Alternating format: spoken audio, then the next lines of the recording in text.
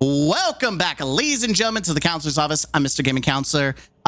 We're doing things different. Usually I do the full screen and then show off a cat or a Christmas tree, or I would come dancing out of it. But for the time's sake, I'm going to be cranking out a lot of videos based on Destiny 2 dev stream. We just finished live Heresy Act II. That's right. We're just going to jump right into it. We're not going to like over focus too much. I want this to be a concise, short video.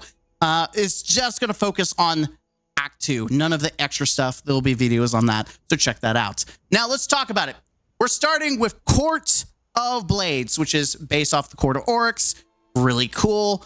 Flat, throwback to Destiny 1, but I would argue that it kind of isn't. If you look at some of the places you go, it doesn't, like, you're in the Court of Oryx and that's pretty much it. That is Court of Oryx. One of the main feature of Court of Oryx is kind of like a mini boss rush where you're going through wave and wave and wave and wave, and it gets harder and harder, where you're fighting bosses and enemies. Cool. I like that. Bungie has said there is no health mechanics. That's right. For all the people that hated the Nether and did not like the Nether, Bungie has made it loud and clear that does not exist. This is a more chill, fun activity, which I think, honestly, the Nether could have been a fun, chill activity had they focused on the explore option more and made it actually chill. The problem with the Nether Explorer is it's a one-for-one, the same thing. Nothing has actually changed. But this new activity, Court of Blades, is going to introduce that chill feature that people who may not be veterans or sweaties or just want to have just a cool time. Like I mentioned in Revenant that I loved Onslaught. I loved Contest of Elders, but the problem with that is it felt like I had to always sweat my balls off and you didn't really have the chill. Well, now you get to chill, but you also get to sweat your balls off in the expert mode, which is great. I like the difference that there's different modes that you can do. They're introducing another factor to this activity called armaments, which does increase and change your gameplay. And we're not going to break down every little ornament, but essentially in between each run, you're going to be able to unlock more armaments, which allows you to build your build. In this case, we've got Banish, and as you can see, we're in IO. Yes. So we're going to go to different little battlefields across the galaxy, our universe, and focusing mostly on the places that we've been. And yes, we are seeing IO as it is trapped in the Ascendant realm, as Bungie has explained, which is why you're seeing it. Personally, I see it as a double-edged blade. I think it's cool that lore-based wise, we're visiting it. It's trapped by the darkness still. At the same time, it's kind of like, oh, those files that Bungie lost, I guess they can kind of take a slice of the pie and use it. I think most people would rather just have IO back, but this is probably the best we're going to ever get, is little bite-sized throwbacks to content that we paid for that is now gone. Granted, they also made base Destiny 2 free before it disappeared, so I think it's fine overall. I'm not going to bitch about it. I did want to make that as a critical thought. It's whatever. But there's multiple different stages. I like that. I like that we're not having the 3 stages, but we're having multiple, so it doesn't get boring. As you can see on the screen, we have all these different options to choose to have different effects, kind of like how the boons are. You're getting that in the Court of Blades. I like the fact that it gets harder and harder, so it's similar to the Nether. It's also similar to the Coil. So for those that want a challenge, you can do that. The loot that they introduced a lot of loot, and I think if someone in the comment section will correct me, I do believe they're releasing all the rest of the seasonal weapons. We're getting the fusion rifle. We're getting the bow. We're getting the glaive. We're getting the sidearm. No, I take that back. We're still missing the SMG. We're still missing the SMG and something else. So there's like maybe 1 or 2 weapons left, which I personally still think is really freaking stupid that we are holding back on releasing all the weapons. I think Act 2, all weapons should be released, especially since Act 3, essentially we're going to have a lot of stuff showing up, free stuff in the background that's going to keep people preoccupied anyways, but it's whatever. But that's the route Bungie has decided to go. That's we're just going to have to deal with what we're dealt with. Overall, I think the activity looks fun. I'm excited. Anything like, we love Pantheon. Bungie has stated this is not a replacement for Pantheon. This is supposed to be more chill. So I like the fact that it's kind of like in the middle where it's chill, but it's also kind of like a mini Pantheon. We're fighting a bunch of bosses. I'm glad that they noted, hey, it's not replacing Pantheon, which means we might still get Pantheon in the future. You know, tipping our metaphorical hat. The artifact mods. That's right. If we're just going to fast forward and we're going to look at the artifact mods. We'll look at the weapons just to kind of give a eyesight. I saw the mods. There it is. The mods is focused completely on like trace rifles and elemental pickups. I'm not as excited about this because let's be honest, this episode has some juicer S tier perks mods. I think it's cool because it does give more life to trace rifles, and outside of the exotic trace rifles, legendary ones seem like they're good for utility. It feels like Bungie really wants to try to make them a play style by giving them help. I hope that maybe in the future we'll see more buffs to trace rifles. But if you ever want to try to take time to use a legendary trace rifle, you can use these mods to essentially heal your team, you and your team, do more damage. There's a lot of options. And they mentioned Microcosm, which is really good. And it's only going to get better with these mods. There's a mod for Overload. There's a mod, like I said, Beam Medic, as you see on the screen, is allowing you to heal after a kill. Let's see, what else do we have? We have Limit Break, casting a super when you're critically wounded or have an elemental buff matching super, grants a period of increased damage. Microcosm, tip to you, you're getting more damage. There's a lot of goodies here. We also have Elemental Siphon that goes into if you're using kinetic weapon, like you don't want to, you have a special weapon and you're doing ad clear, rapid final blows of your kinetic weapon is producing those elemental pickups. I think that would be great for Strand, making a bunch of Tangles. Because Tangles generally have a cooldown, but with the mod, I think you override that. So yeah, I mean, overall, I'm really excited for the mod system. There was one that we're missing, I think. I don't know why I don't see it. Okay, whatever. The other one is pretty nice too. I just don't, if I let it play out. While we're talking, I'm gonna go ahead and talk about the SMG, which is what they talked over here. They talked about the SMG, the RO Dyad, which I think is most people agree is very underwhelming. Essentially, Act 2, you're going to get your other catalysts, 2 catalysts, so you're going to be able to use those to make it feel better, which I think is great because it needs to feel better than what it is now. I am waiting intentionally before I tell you that it's a trash exotic or a mid exotic before we get the full package. I think it's unfair to say it's bad because there are parts of it that are missing. I would like to get my hands on it and then give a fair assessment, but know that Act 2 is essentially going to give you more of the exotic mission. And just so you know, this is where we're not getting any other exotic missions. We got it in the front instead of the back. In previous episodes, we got the exotic mission on the 3rd act, and we had to play it back to back to back for 3 weeks straight. They shoehorned the story in it, and it was just like, brother, why? Bungie's finally twisted it, changed it, and we no longer have that pattern anymore. For the final episode, we finally broke the pattern. So do you realize is the exotic mission for the episode, and it's front and center, and they time gated it throughout the acts, which is kind of funny. You're probably wondering, what about Act 3? We've talked about the weapons. I do want to kind of talk specifically if there's things to be on your radar. I think the sidearm, the aggressive sidearm, with the fact that it gets full shots and it's just a sexy beast, worth your time. The bow, it's repulsor brace. It is a lightweight bow. That may be a killer for you, but it has a fantastic void kit, especially with the trait that it gets. It increases your draw time or decreases your draw time.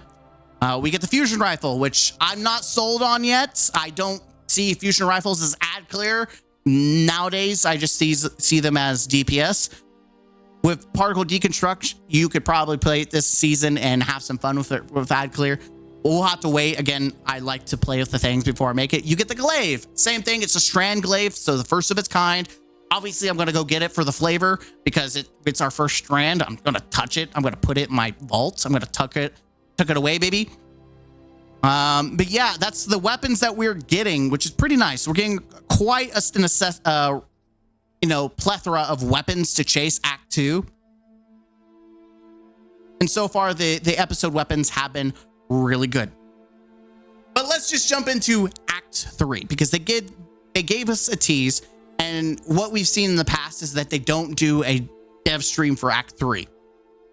They kind of did it up front. So we're just going to package it all together in this video, since I have kind of sped run my reaction. My overall reaction for Act 2 is that it looks good.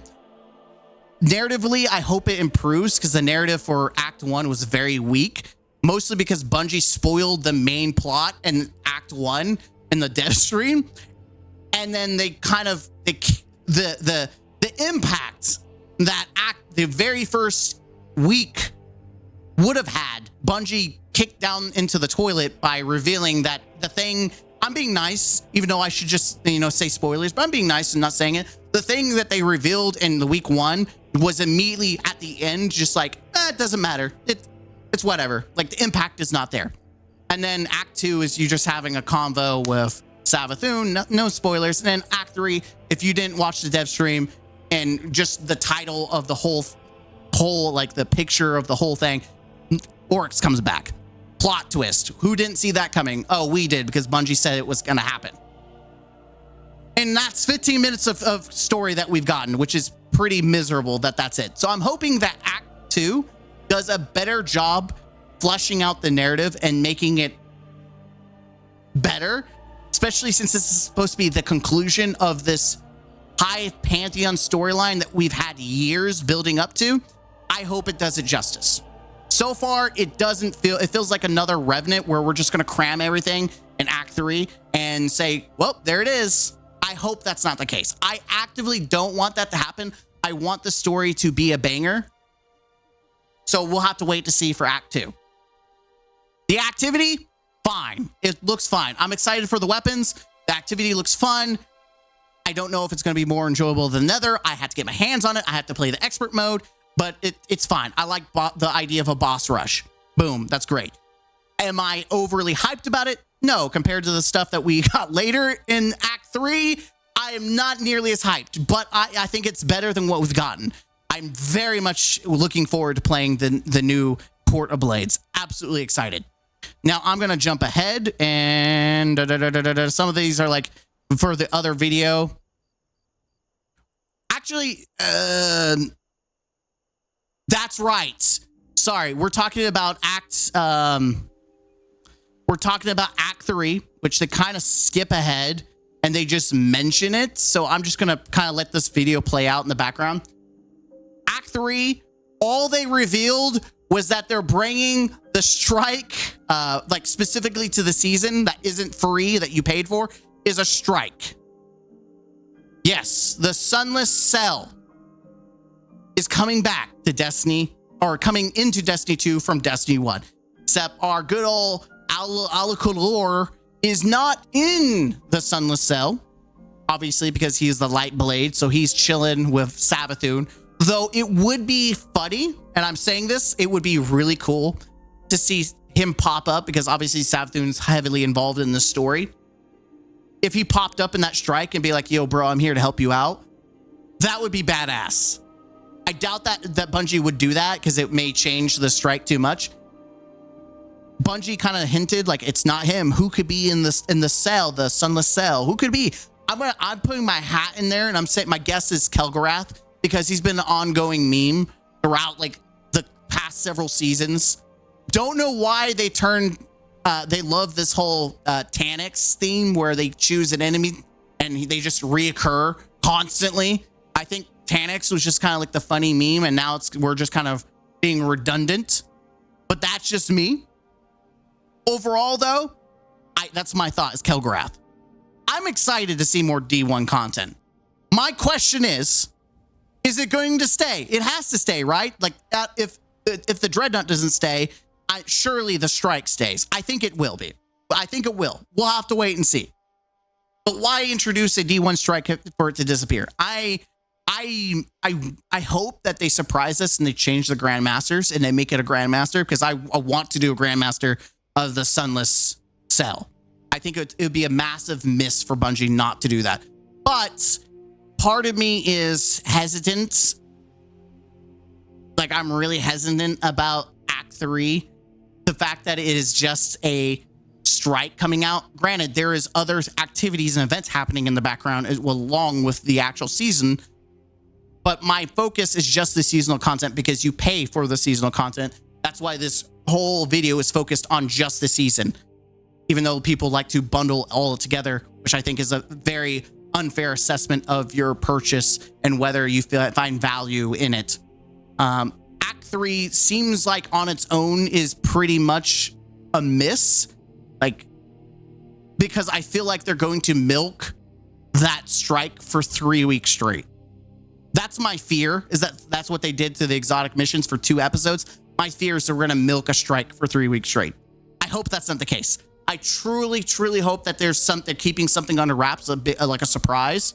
We know that you also have to do the exotic mission for Act 3 to finish up the Catalyst. I do believe. So I'm hoping that there's a secret. They're intentionally keeping it under wraps just to surprise people. I would love to be surprised. I love that. I would love that. But overall, I am I wouldn't say excited. I'm you know what? I think it's fair to say I'm a little excited to chase some of these weapons. I think that's fair. I'm not drooling out the mouth. Like, I'm about to do a video and check out the videos I do in the future. I'm more excited about the stuff in the back end that is coming up, the events, than I am necessarily about the season itself right now. Like, the weapons is what's bringing me into the season. Like, the weapons just like, chef's kiss. I am excited for the weapons. And the artifact. The artifact mods have been really fun this season. Like, they have really... My biggest critique has always been the artifact mods have been ass. The build craft potential has been like, wow. So kudos on Bungie. Rare W with the artifact. If they did this every season, every season, I think the artifact would be much better. Overall, like I said, I think you should definitely wait and see if you're still on the fence. If nothing you've seen for Act 2 gets you hyped, just know that Act 3 so far, the only thing we know is coming back is a D1 strike. So hold on to your butts for that one. But the event, like I said, if this isn't your jam, you're like, Act 2 kind of looks a little weak to me, hold off on buying it. And the reason I say hold off on buying Heresy is because we have a crap ton of days for you to come in and grind and complete the story. So it actually is okay for this episode for sure, especially if you want to do Revenant or Echoes. If you decide, I'm going to go ahead and do that, whether you enjoy that content or not, it would behoove you to just do that instead of this episode right now until you get a true value proposition. Because some people immediately are going to buy it because it's a high theme and people are invested in the story, and they, like me, who want to see the story. I bought the deluxe edition, so I'm here for the ride regardless. But I probably would have bought the season anyways because it's the Hive, it's the Pantheon. This is something from D1. I'm invested. And story-wise, there's some beats that are pretty badass. I'm not going to spoil them because, I'm not going to be a total asshole, even though I think time gating is stupid. And you shouldn't be watching my video if you don't want to be spoiled. But I'm going to be nice anyways. I'm going to temper down the assholery about time gating and just not do that. But just know, like, there are good bits in the narrative that I am excited for. I'm just upset that it's rushed. And that's it. So I'm going to leave you there. Again, if you love boss rushes, I think this is going to be for you. If this isn't your kind of content, just wait. Just wait. That's my final thoughts. Until then, hit the like button, comment down below, and subscribe to the channel for more. As always,